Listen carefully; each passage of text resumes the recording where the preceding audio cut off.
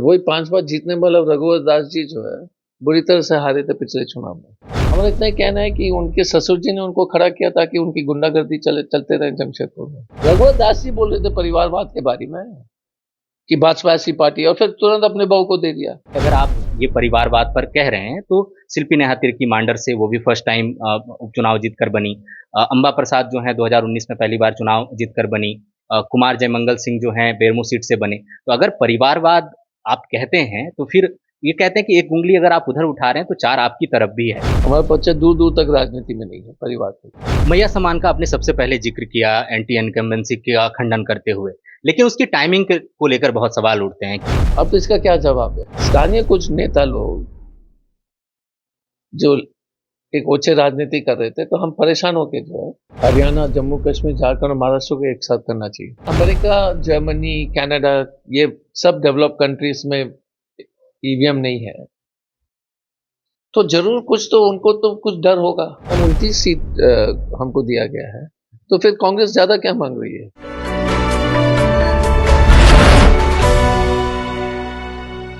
नमस्कार, the fourth pillar देख रहे हैं आप। हमारी जनमत यात्रा कोल्हान प्रमंडल में चल रही है और इस वक्त हम जमशेदपुर में हैं। पूर्वी जमशेदपुर से कांग्रेस पार्टी ने डॉक्टर अजय कुमार को टिकट दिया है। अजय कुमार अभी राजनेता है, लेकिन इससे पहले इनकी पहचान जो है एक तेज तर्रार आईपीएस ऑफिसर के तौर पर रही है। 1994 का जमशेदपुर, जब यहाँ अपराधियों का बोलबाला था, तब ये कहा जाता है कि अजय कुमार यहाँ आए और अपराधियों पर लगाम लगाया और तमाम जो संगठित अपराध थे और यहाँ पर जो भय का माहौल था उसे बंद कराने में इनका बहुत बड़ा योगदान रहा। इसके बाद इन्होंने झारखंड विकास मोर्चा से अपने पॉलिटिकल करियर की शुरुआत की, फिर कांग्रेस पार्टी में रहे, प्रदेश अध्यक्ष भी रहे, फिर बीच में आम आदमी पार्टी में गए, फिर कांग्रेस पार्टी में अब इनका स्थायी ठिकाना है, आए हैं, प्रत्याशी भी हैं। इनसे बातचीत करते हैं चुनावी मुद्दों पर, इनके अगेंस्ट जो प्रत्याशी हैं उसको कितनी चुनौती मानते हैं और क्षेत्र की जो समस्याएं हैं, जो मुद्दे हैं, उस पर लेकर इन्होंने पहले या अब क्या देखा, क्या फर्क महसूस करते हैं और कहाँ समाधान चाहते हैं। पहले तो सर बहुत शुक्रिया कि आपने समय दिया। आप प्रत्याशी हैं इस बार और चुनाव जो है शुरू होने को है अब। इस बार का जो चुनाव है कितना चुनौतीपूर्ण मान रहे हैं, क्योंकि आप ऐसे पार्टी के प्रत्याशी हैं जो 5 साल से सरकार में है। यहाँ पर एक एंटी इनकम्बेंसी की बात की जाती है, सरकार से जितनी उम्मीद होती है नाराजगी भी होती है, और ये जो क्षेत्र है ये वैसे भी बहुत वोकल है, तो कितना चुनौतीपूर्ण मानते हैं? नहीं, देखिए सरकार के काम तो अच्छा हुआ, मैया स्कीम से लेकर के। मैंने इस बार झारखंड में उस तरह का एंटी इनकम्बेंसी मुझे तो नहीं दिखाई दिया है।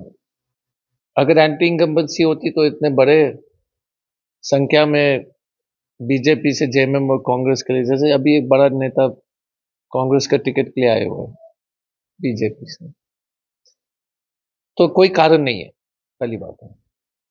और मुझे लगता है कि सब लोग अगर आकलन करेंगे, मजदूर लोग खासतौर से जमशेदपुर में, तो उनकी मानदेय जो हमने 600-700 रुपए तक कर दिया है।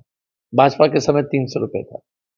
मैया स्कीम को 2,500 रुपए करेंगे, हर परिवार को 30,000 रुपए मिलेगा। और लोग को डर है कि बीजेपी इसको बंद कर देगी, क्योंकि इन्होंने कोर्ट में केस भी किया था, रुक गई थी स्कीम कुछ दिन के लिए। जातीय प्रमाण पत्र जो शहरी क्षेत्र में जो है, जो खतियान के आधार पर था, हेमंत सरकार ने जो एक बहुत ही ऐतिहासिक निर्णय लिया, ये आपके लिए भी, रांची में भी लागू है, जिसका खतियान नहीं है, जैसे चीसी जमीन में जमशेदपुर, धनबाद, तो जो बाहर से आकर बसे और जिनकी खतियान नहीं है, उनके लिए सर्वे के आधार पर उनको जातीय जमानत पत्र या आर्थिक कमजोर वाले जो सर्टिफिकेट है, जो जमशेदपुर में किसी को नहीं मिलती थी, वो सुविधा मिल जाएगा। तो इससे बड़ा काम तो कुछ हो ही नहीं सकता, क्योंकि सामान्य वर्ग के गरीब बच्चे को इकोनॉमिक वीकर सेक्शन में मिलेगा, बाकी को आरक्षण मिल जाएगा, पढ़ने के लिए फीस भी कम होंगे। तो ये 3 जो है, मुझे लगता है कि बाकी काम को तो छोड़ दीजिए, 3 सबसे बहुत बड़ा काम हुआ है। मैया समान का आपने सबसे पहले जिक्र किया एंटी इनकम्बेंसी का खंडन करते हुए, लेकिन उसकी टाइमिंग को लेकर बहुत सवाल उठते हैं कि अगर ये योजना लाई जानी थी और महिला सशक्तिकरण के लिए था, तो 3 महीने पहले क्यों, पहले से क्यों नहीं ये योजना लाई गई? देखिए, बहुत सारे चीज होंगे कि ये क्यों पहले से नहीं की गई, किया तो है ना। दिक्कत क्या है कि हर आदमी जो बात, हमारे राजनीतिक प्रतिद्वंदी बोलेंगे पहले नहीं, क्यों नहीं किया। अब तो इसका क्या जवाब है? जब हुआ तो ठीक है, कोई भी समय, हर समय जो है, भगवान का चाहे हर समय ठीक ही है, कम से कम हुआ ना। अब बोलेंगे कि इसको पहले करना चाहिए था, लेटर करना चाहिए था, इस पर मैं क्या बहस है आपको? आई मीन इसका जो है हमारे राजनीतिक प्रतिद्वंदी बोलेंगे पहले आना चाहिए था।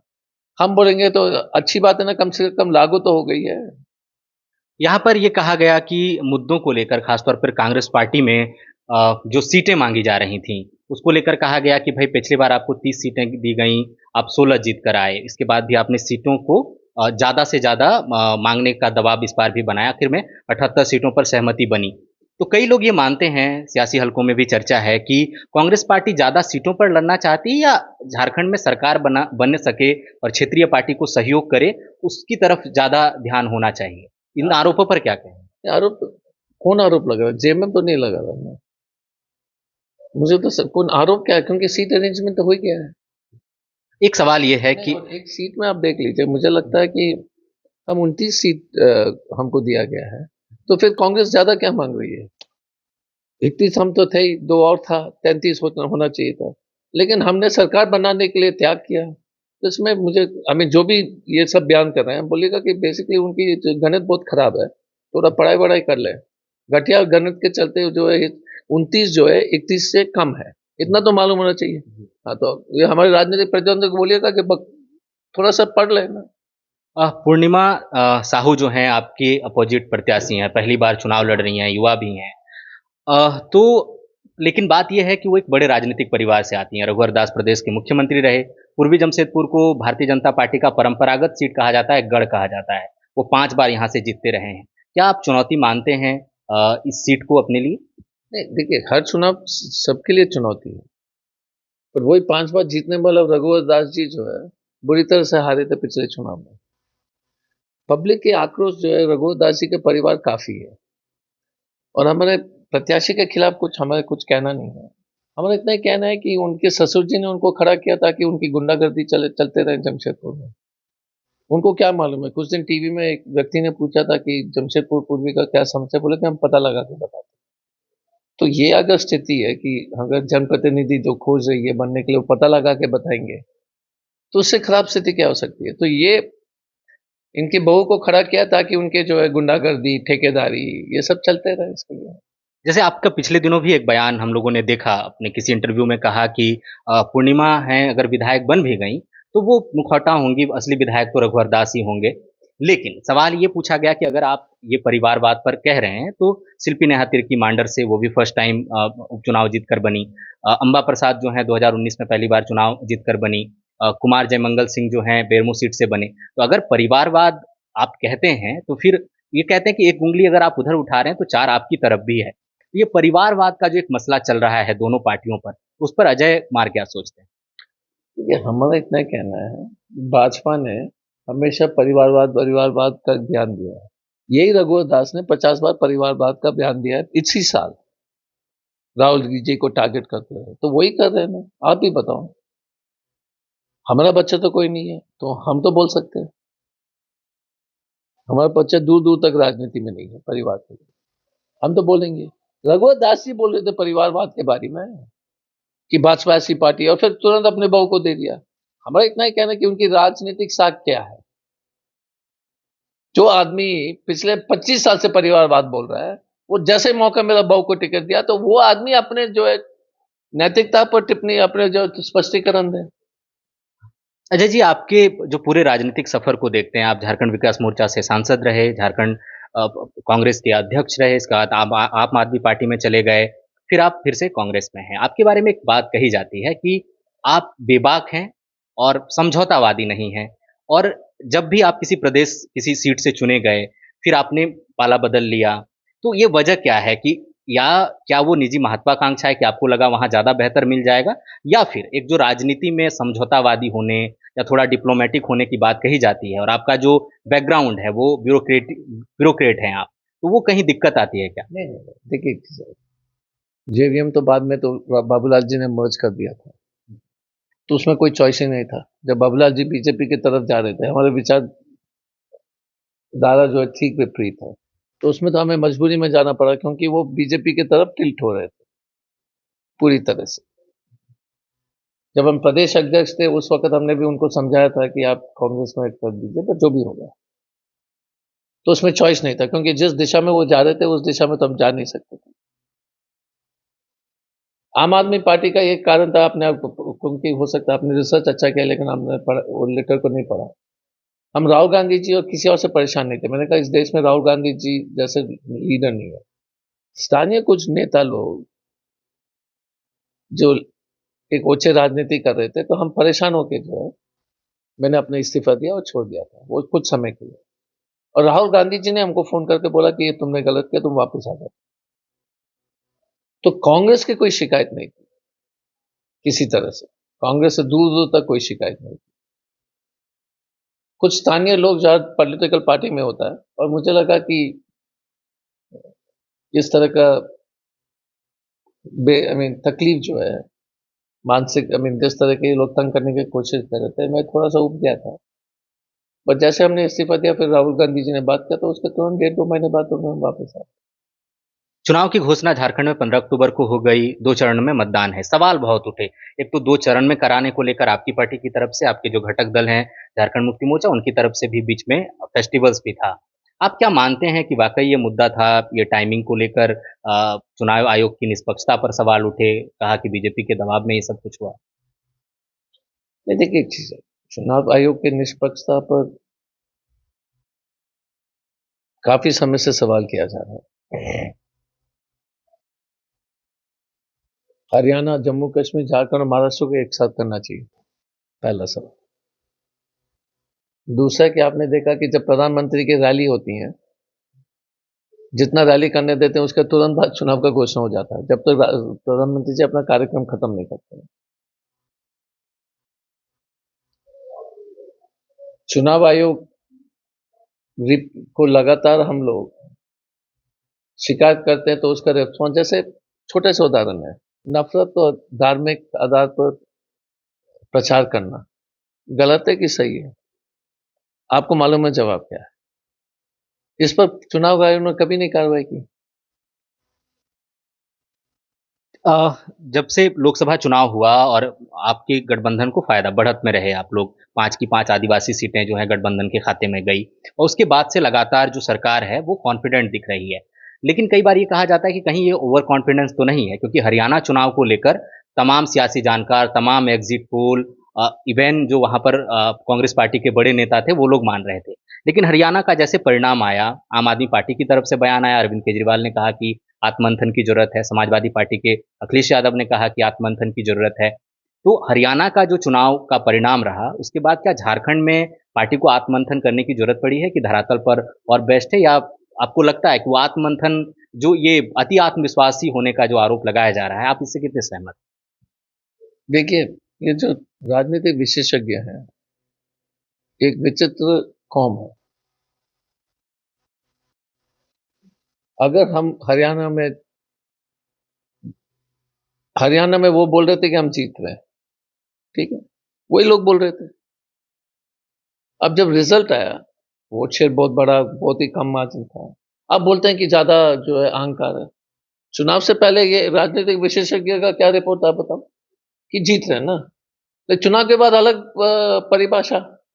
इस तरह का तो बकवास। देखिए, हम उस पर नहीं जाएंगे कि वो क्या सोचता है। पहले चुनाव, यही राजनीतिक विशेषज्ञ ने कहा कि हरियाणा जो है 2/3 मेजोरिटी हम लोग को मिलेगा। अब अचानक चुनाव रिजल्ट के बाद वो बता रहे हैं ये सब। हमारी पार्टी या जेएमएम या इंडिया अलायंस की पार्टी, आप ही कुछ इसी सवाल से पहले कह रहे थे कि ये स्कीम्स बाद में क्यों ले आए। कोई सरकार जो है, कभी, मुझे नहीं लगता कि हेमंत जी और हम लोग ओवर कॉन्फिडेंट है झारखंड में। हम चुनाव को, हम कॉन्फिडेंट है बट नॉट ओवर कॉन्फिडेंट। और चुनाव को जीतने के लिए जो है हमने आरजेडी को ज्यादा एडजस्ट कर लिया। 7 मांग रहे थे, 6 हो गया मुझे लगता है।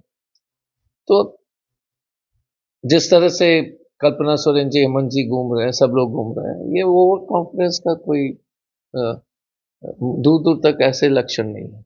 आप प्रदेश अध्यक्ष भी रहे हैं इस पार्टी के पहले, तो आपसे ये सवाल बनता है कि कांग्रेस पार्टी तेलंगाना जीतती है, इसे लोकतंत्र की जीत बताती है, जम्मू कश्मीर में सीटें आती हैं गठबंधन की, लोकतंत्र की जीत बताती है, लेकिन जब छत्तीसगढ़ हार जाते हैं आप, राजस्थान हार जाते हैं आप, तो ईवीएम पे सवाल उठते हैं। अब हरियाणा में भी ईवीएम पर तो ये शिकायत है कि कई बार जो पार्टी है वो बयान उनकी तरफ से ये नहीं आता कि हाँ, हमसे कहीं गलती रह गई, चूक रह गई, हम आत्ममंथन करेंगे।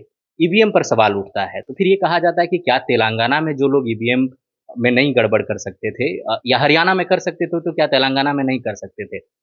मतलब ये आरोप लगते हैं कि वो आप आत्ममंथन की बात हरियाणा के तो अलग बात है। हरियाणा में लास्ट 2 घंटे में जो है ना, करीब 18% के आसपास वोट हुआ है। ये चिंता की तो विषय है। मशीन तो छोड़ दीजिए, 20% अचानक लास्ट 2 घंटे में कैसे होता है? ये तो इशू है। क्या कारण है कि लास्ट 2 घंटे में 20% वोट पड़े?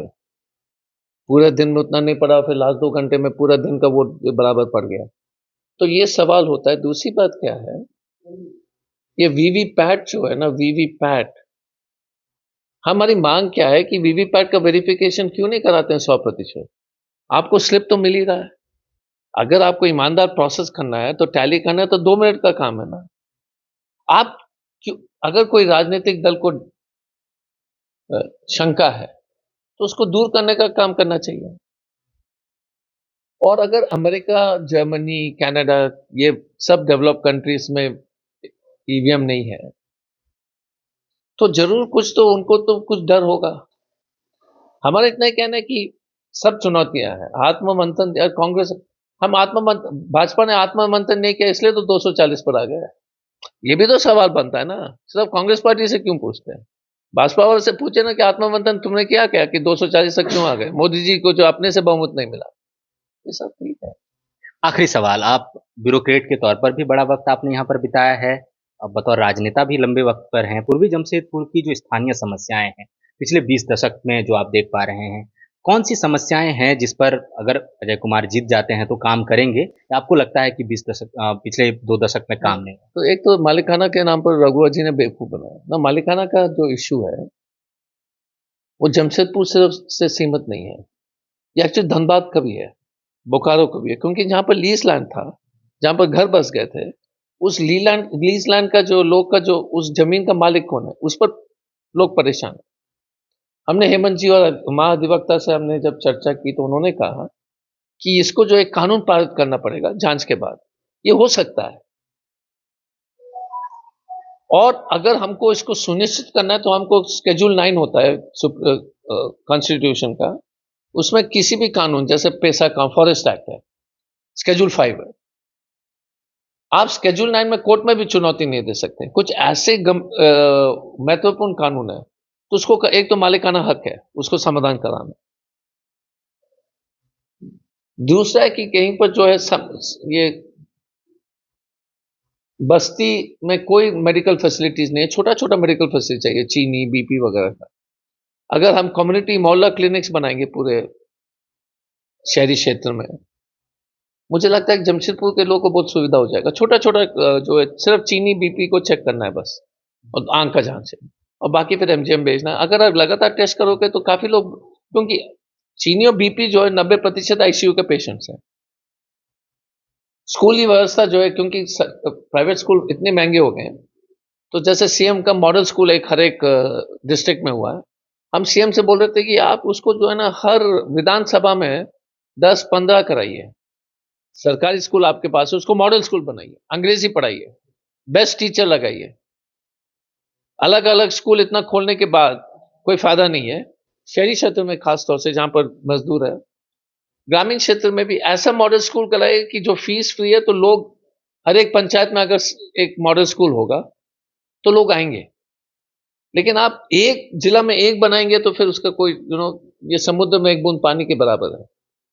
दूसरी बात है, स्कूल फीस पर थोड़ा नियंत्रण रखना पड़ेगा। ये स्कूल फीस जिस तरह से बढ़ रहा है, हर साल जो है 1500, अभी जमशेदपुर में हर एक स्कूल का फीस 3500 है, 2 बच्चे तो 7000 है। बाप मजदूरी करता है, 13,000 कमाता है, फिर क्या खाएगा? तो ये सब चुनौतियां हैं। दूसरी बात है, नेता यहाँ के मिलते नहीं है। जब लाल बाबू फाउंड्री के जब तोड़ने के लिए था, हम ही सामने खड़े थे बुलडोजर के सामने, सांसद गए, विधायक गए, भाजपा के सब नेता गए। हमने कहा कि एक ही हमारा नारा है, अजय कुमार का घर है, 45 नंबर दिल्ली, चाय बिस्किट और काम। दूसरे आदमी का घर जाइए, गाली गलौज और मार, तो चॉइस आपका है। आखिर में तैयारियों के लिए कहा भी जा रहा है कम वक्त मिला, आज 23 है और अगले 23 को जो है नतीजे आ जाएंगे। आप मानते हैं तैयारियों के लिए पर्याप्त वक्त मिला और अपनी जीत के प्रति इस सीट पर कितने आश्वस्त? देखिए, पब्लिक का तो रुझान क्लियर है। जैसे गाड़ी में जाते हैं तो सब हाथ हिला रहे हैं, तो आपको तो थोड़ा सा समझ में आ जाता है क्या है। जिस कांग्रेस पार्टी को हमको कभी तेलको में 2 आदमी भी नहीं मिलते थे, आज के डेट में 50 आदमी कल रात को बैठक में आ गए, एक बूथ का था बस। बिरसा नगर की तरफ सिद्धगौर, मुझे लगता है कि हर समाज के लोग, जनरल कैटेगरी के बच्चे लोग हों, एससी एसटी ओबीसी के लोग हों, माइनॉरिटी लोग हों, क्योंकि हमारा जो है ना, हमें कभी किसी को जात के आधार पर नहीं देखा है।